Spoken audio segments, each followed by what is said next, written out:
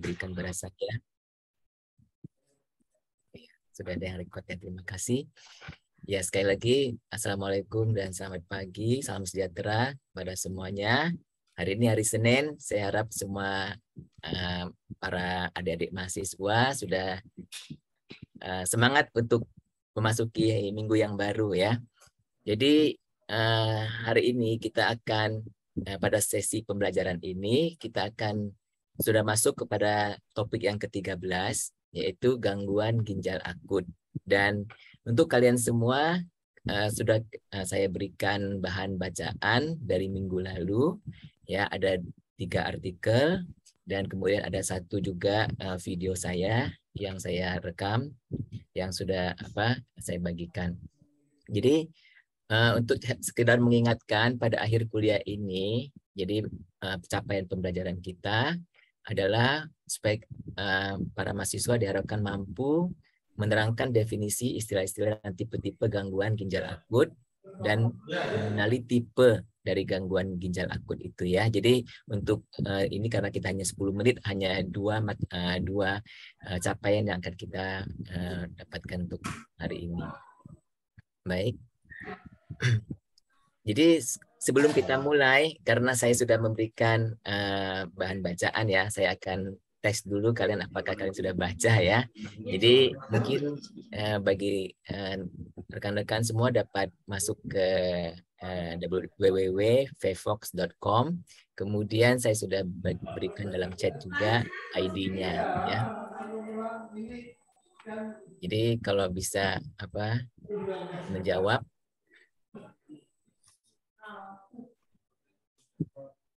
Ada enggak?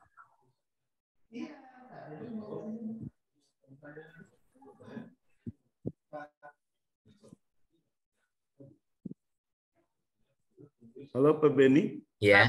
Suara kurang kencang ya, dikencangin dikit Pak Beni ya. Suara kurang ya. Oh ya. Iya. Enggak, saya bermaksud untuk memberikan pretest ini bagus, yang saya sudah bagus, ya. upload ke Vevox ya. Jadi mungkin untuk menghemat waktu kita tidak usah lakukan tesnya, saya hanya menunjukkan bahwa saya sudah ada pretest ini. Tapi saya tidak tahu apakah Bapak dan Ibu bisa membukanya. Belum Bapak. Belum ya. Coba yang ini, yang nomor 2 ini coba ya. Ini kalau di saya sudah ada set screen-nya. Sudah bisa Pak, bisa dibuka Pak. Oke. Sekarang mungkin yang nomor 2, saya akan start. Ya, open. Ya, mulai aja Pak. Ya, jadi ini soal nomor 2. Kalau sudah dijawab, saya akan close. Ya, kemudian akan ada jawabannya. Ya, tadi karena belum ada yang jawab ya. Nah, dan topik ini saya rasa sangat sesuai untuk sekarang karena sekarang kita sedang ada berita heboh ya tentang gagal ginjal akut yang misterius pada anak ya. Nah, di sini kalau kita lihat kalau ada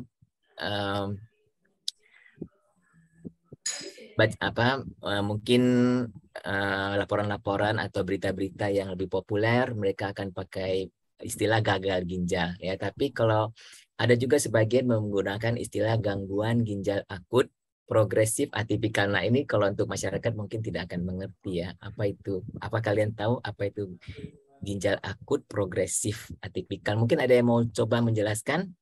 Kalau kalian baca saja ini kalimat ini, istilah ini, gangguan ginjal akut progresif atipikal. Mungkin ada yang mau mencoba di antara rekan-rekan mahasiswa? Izin Pak, mungkin kalau akut itu kan baru ya tiba-tiba gitu, bukan dalam waktu yang lama, jadi dia baru menderita gitu ya Pak ya? Ya. Kalau tidak salah, maaf Pak. Izin. Ya, silakan. Dan jadi kita akan diskusi sedikit mengenai hal istilah itu ya, karena ini bersangkutan berkaitan juga dengan yang akan kita pelajari. Jadi terima kasih sekali lagi Bu Muninggar, karena memang betul akut ya. Gangguan ginjal akut, jadi kita sekarang lebih, istilah yang kita gunakan sekarang lebih banyak kepada gangguan daripada gagal ya, karena istilah gagal itu mempunyai konotasi dia sudah tidak dapat diperbaiki lagi, sudah gagal ya. Kalau seorang mahasiswa sudah gagal, ya sudah tidak dapat diperbaiki lagi ya. Tapi kalau gangguan itu ada dari gangguan ringan sampai gangguan yang parah ya. Kalau gagal itu sebenarnya adalah parah sekali. Tetapi bukan salah kita karena kita sebenarnya menerjemahkan dari istilah Inggris ya. Kalau kita baca di buku-buku textbook yang dulu akan disebut acute renal failure. Jadi terjemahannya gagal ginjal akut ya. Tapi sekarang kalau kita baca artikel-artikel ilmiah atau kedokteran akan digunakan istilah acute kidney injury ya. Jadi kita terjemahkan sebagai gangguan ya injury ini. Nah, untuk tadi seperti tadi yang saudari kawan kita Muninggar jelaskan bahwa akut di sini berarti dia bukan dalam hitungan jam atau hari ya. Dan ini adalah suatu sindrom. Sindrom itu belum jadi penyakit ya. Kalau penyakit itu tertentu, tapi kalau sindrom itu adalah kumpulan gejala ya yang ada penurunan fungsi ginjal ya.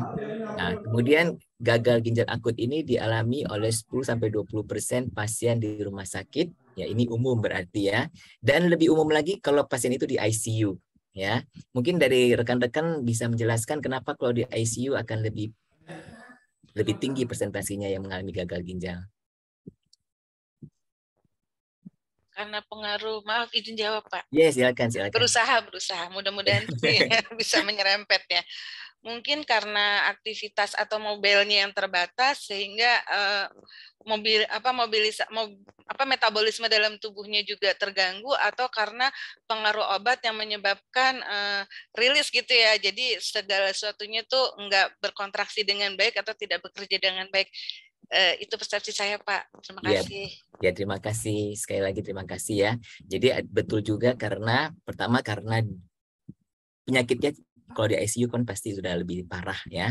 Dan kedua yaitu obat-obat itu ya. Kalau saya pernah waktu saya kerja di rumah sakit itu satu pasien sampai 30 obat gitu ya di ICU ya. 20-30 obat itu udah biasa gitu ya. Nah, itu setiap obat itu akan menambah toksisitas keracunan kepada tubuh kita, dan kalau kita digabung-gabung itu lebih banyak interaksi obat ya.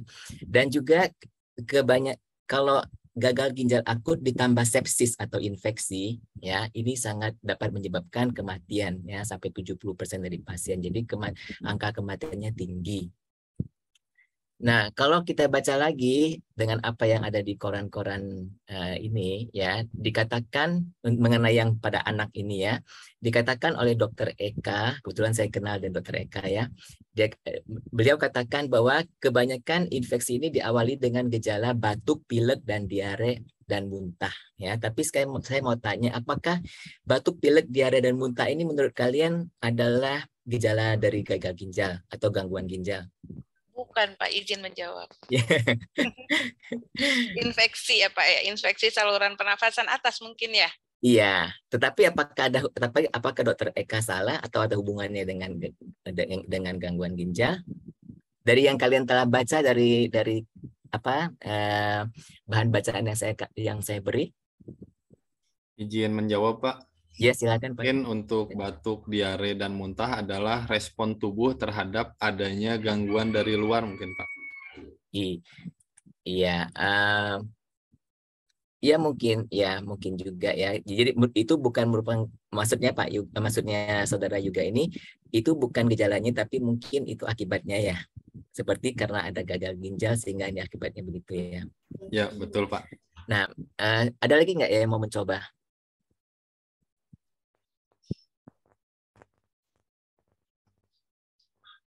Ya, nanti kita akan lihat di slide berikutnya ada jawabannya ya. Nanti saya akan kaitkan.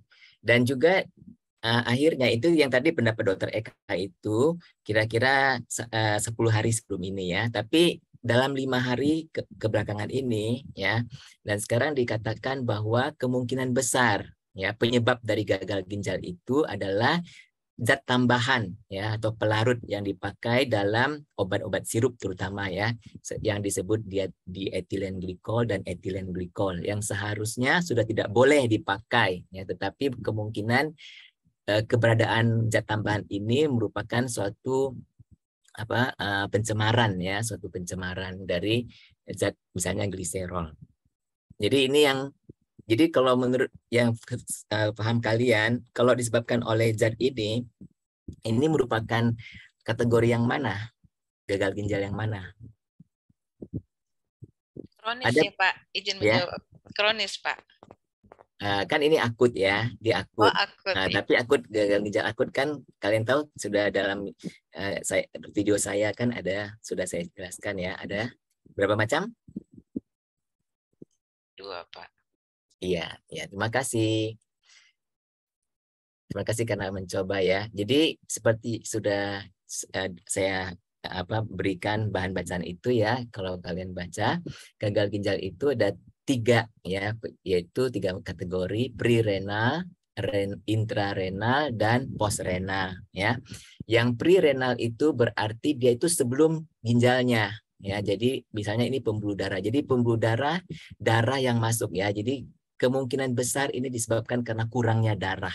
Ya, kurangnya darah yang masuk ke dalam sel ginjal ini sehingga sel-sel di ginjal rusak karena kurang oksigen. Nah, itu namanya pre-renal. Tapi kalau intrarenal, nah misalnya ada infeksi ya atau toksin. Nah, toksin seperti tadi itu di ethylene glycol dan ethylene glycol mereka toksin ya.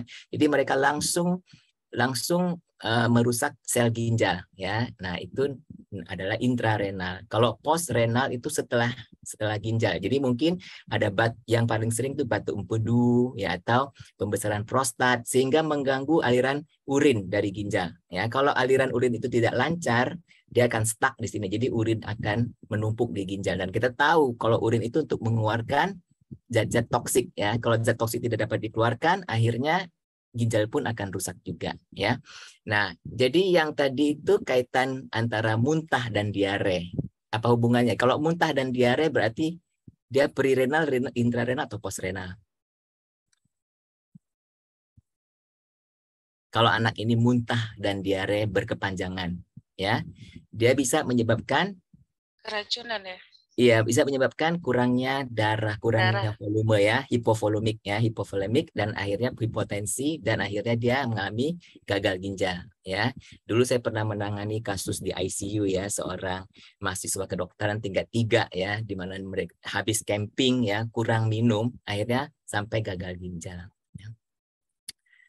Nah, kalau ini slide yang sama, sebenarnya sama informasinya tapi slide-nya agak berbeda dan lebih jelas ya. Ini disebutkan apa-apa saja penyebabnya yang pre-renal ya dan intrinsik renal dan post renal ya, kebanyakan adalah batu empedu dan sebagainya.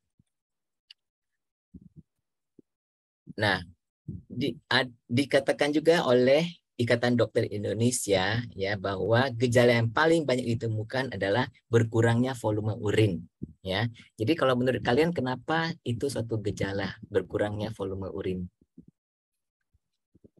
Fungsi ginjalnya terganggu. Ya, jadi apa fungsi ginjalnya yang terganggu? Untuk ini izin menjawab, untuk proses keluarnya urin yang terganggu, berarti di proses salurannya ya Pak ya?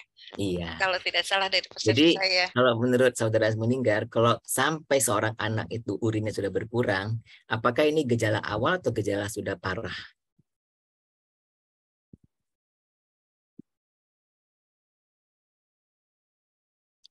Pak mungkin Yoga atau yang lain membantu? Parah atau mencoba menjawab ya. Pak.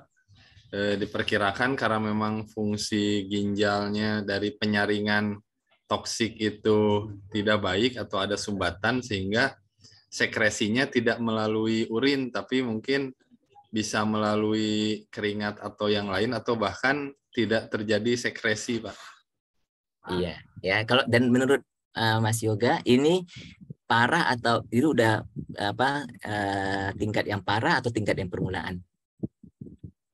Ini mungkin gejala awal menuju parah, Pak, karena sudah ada reaksi, tapi mungkin masih bisa diperbaiki gitu, Pak. Jadi menyambung seperti Pak Beni tadi di awal bahwa ini bukan gagal tapi gangguan gitu, Pak.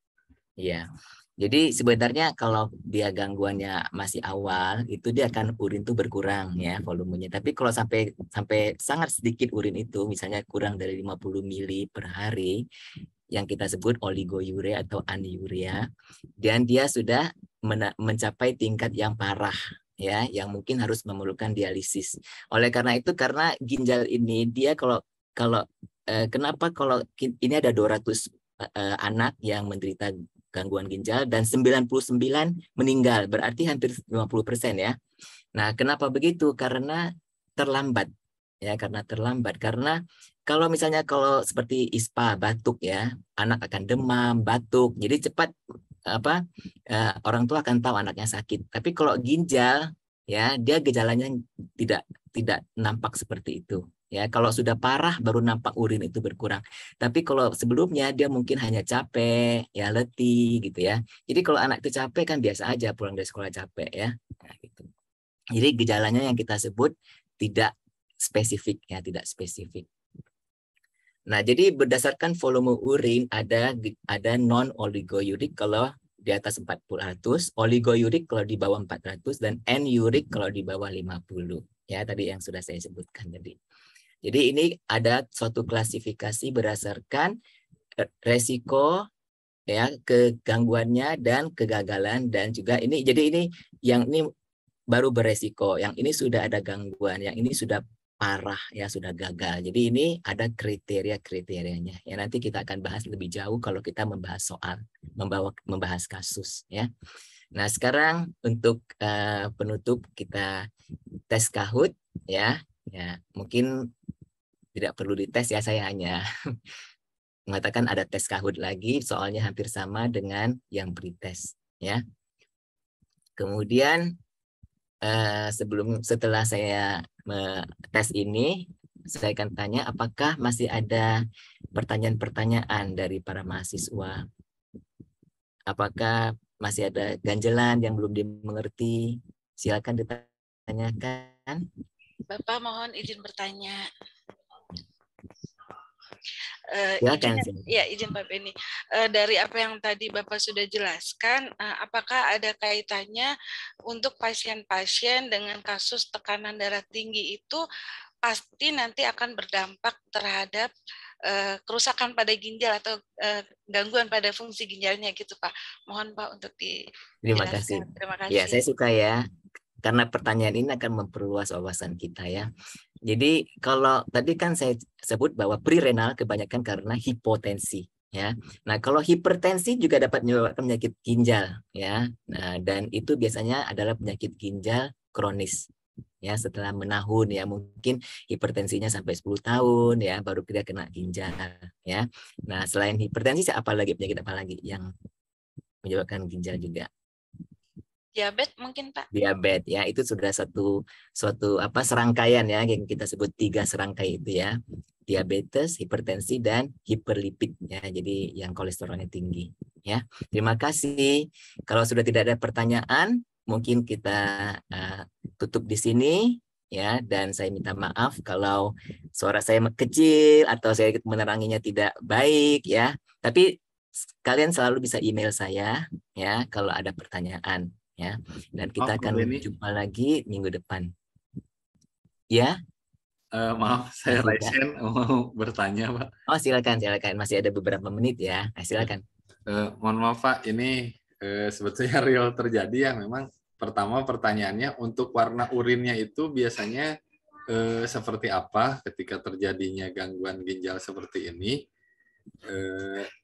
Dan apakah dengan banyak minum itu bisa membantu? Karena memang sempat kejadian terhadap anak saya yang demam beberapa hari yang lalu gitu Pak. Tapi alhamdulillah sekarang udah sehat gitu. Terima kasih Pak. Karena sempat di pampersnya tuh memang tidak ada urin 2 malam gitu Pak. Oh iya. Ya, terima kasih Pak. Iya, terima kasih atas pertanyaannya. Kalau untuk warna urin ya, karena urinnya itu kan dikatakan juga dalam koran-koran. Perhatikan warna urin kalau agak hitam, agak pekat ya, pekat warna seperti warna teh begitu ya. Itu sebenarnya karena urinnya pekat ya, jadi warnanya seperti itu ya. Jadi nggak ada spesifik warna urinnya itu ya. Biasanya karena pekat saja. Kalau kita kurang minum kan urin kita akan pekat dan warnanya agak gelap ya itu ya. Tapi kalau misalnya ada darah ya warna urin akan menjadi agak kemerahan. Kalau ada darah, ya itu kalau ada darah itu mungkin penyakit lain lagi, mungkin mungkin batu ginjal atau mungkin infeksi, ya. Nah, kadang-kadang yang ini yang terjadi pada keponakan saya ya, 4 tahun ya, urinnya mengandung protein. Nah, itu juga satu jenis kelainan ginjal ya, yaitu kita sebut nephrotic syndrome ya. Kita akan pelajari itu minggu depan. Nanti saya akan memberikan bacaan lagi ya. Terima kasih. Mungkin untuk menutup acara ini ya, saya berterima kasih. Kita juga berterima kasih ya kepada Yang Maha Kuasa ya.